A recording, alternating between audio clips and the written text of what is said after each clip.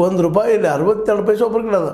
ಇನ್ನುಳಿದ್ರಾಗ ಎಲ್ಲ ಮಧ್ಯಮ ವರ್ಗ, ಅದ್ರ ಜೊತೆ ಕೆಳ ಮಧ್ಯಮ ವರ್ಗ, ಬಡವರು, ಕೂಲಿಕಾರರು, ದುಡಿಯೋರು ಎಲ್ಲ ಅದ್ರಾಗ ಬಂದುಬಿಡ್ತಾರೆ.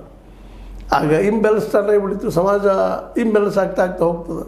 ಅವ್ರ ಬದುಕು ಕಷ್ಟ ಆಗ್ತದೆ. ಈಗ ನಿರುದ್ಯೋಗ ಹೆಚ್ಚಾಗ್ತದೆ, ಮತ್ತೇನು ಹೆಚ್ಚಾಗ್ತದೆ. ಉದ್ಯೋಗ ಇಲ್ದಂಗೆ ಅಂದ್ರೆ ಕೃಷಿಗೆ ಅಂತ ನೋಡ್ರಿ, ಮಾರ್ಕೆಟ್ ಇಲ್ಲ ಅವಾಗ ರೈತಗೆ. ಅವ್ನು ಬೆಳೆಸೋಕೆ ಸಾಧ್ಯ ಇಲ್ಲ ಅಲ್ಲ. ₹4,000 ಖರ್ಚು ಮಾಡುವಂಥ ಟನ್ನಿಗೆ ನೀವು $3,000 ತೊಗೊಂಡು ಲಾಭ ಆಗೈತ್ರಿ ಅವ್ರಿಗೆ. $3,000 ಕೊಡೋದಿಲ್ಲ. ಅನೇಕ ಇವು ನಮ್ಮ ಫ್ಯಾಕ್ಟ್ರಿಗಳು, ಶುಗರ್ ಫ್ಯಾಕ್ಟ್ರಿಗಳು. ರೈತರು ಜಸ್ಟ್ ಉದಾಹರಣೆ ಕೊಡ್ತಾ ಇದ್ದೀನಿ, ಬೇಕಾದ್ರೆ ನೀವು ಚಾಲೆಂಜ್ ಮಾಡ್ತಾನೆ ಇದನ್ನು. ₹4,000 ಒಳಗೆ ಏನಾದರೂ ಒಂದು ಟನ್ನಿಗೆ ಏನಪ್ಪ ಅಂದ್ರೆ ಖರ್ಚು ಬರಲಿಲ್ಲಪ್ಪ ಅಂತಂದ್ರೆ ಹೇಳಿದ ಕೇಳ್ತೇನೆ ನಾನು. ಯಾಕಂದ್ರೆ ಇದು ಸ್ಪಷ್ಟ ಅದ.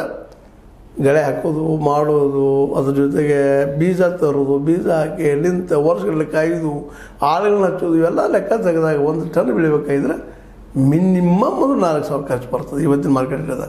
ಗೊಬ್ಬರ ರೇಟ್ ಗೊತ್ತದ ನಿಮ್ಗೆ ಯಾವ ರೀತಿ ಅಂತೇಳಿ. ಇದೇ ರೀತಿ ಉಳಿದ ಬೆಳೆಗಳು ಸಹಿತ ಈ ರೀತಿ ಇದ್ದಾವೆ. ಮಾರ್ಕೆಟೇ ಇಲ್ಲ ಅಂದಾಗ ರೈತ ಉದ್ಯೋಗಿ ಎಲ್ಲರೂ ಎಲ್ಲಿ ಕೊಡೋಕ್ಕೆ ಸಾಧ್ಯ? ಅವು ಉದ್ಯೋಗ ಇಲ್ಲ. ಆ ತಂದ ಬರುವಂಥ ಕೂಲಿಕಾರರಿಗೆ ದುಡ್ಡು ಕೊಡೋ ಸ್ಥಿತಿಯೊಳಗಿಲ್ಲ.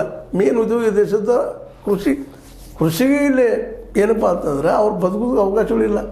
ಸಹಜವಾಗಿ ನಿರುದ್ಯೋಗ ಬೆಳೀತಾ ಇದೆ ಅಂತ. ನೀವು ಉದ್ಯೋಗ ಕೊಡುವಂಥ ಕ್ಷೇತ್ರ ಇವತ್ತು ನಿರುದ್ಯೋಗದ ಕ್ಷೇತ್ರನಾಗಿ ಕಣವನ್ನಾಗಿ ಮಾಡಿದ್ವಿ. ಅದಕ್ಕಾಗಿ ಇವತ್ತು ಜಾತಿವಾರ ಸಮೀಕ್ಷೆ ಇವತ್ತು ಅನಿವಾರ್ಯ ಇದೆ. ಆದಷ್ಟು ಬೇಗ ಆಗಲಿ ಅದಂತ.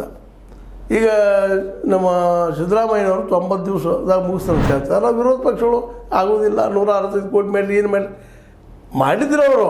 ಅದು 10 ವರ್ಷದಲ್ಲಿ ಬಿಡೋದೇನಿತ್ತು. ಈ ನಡುವೆ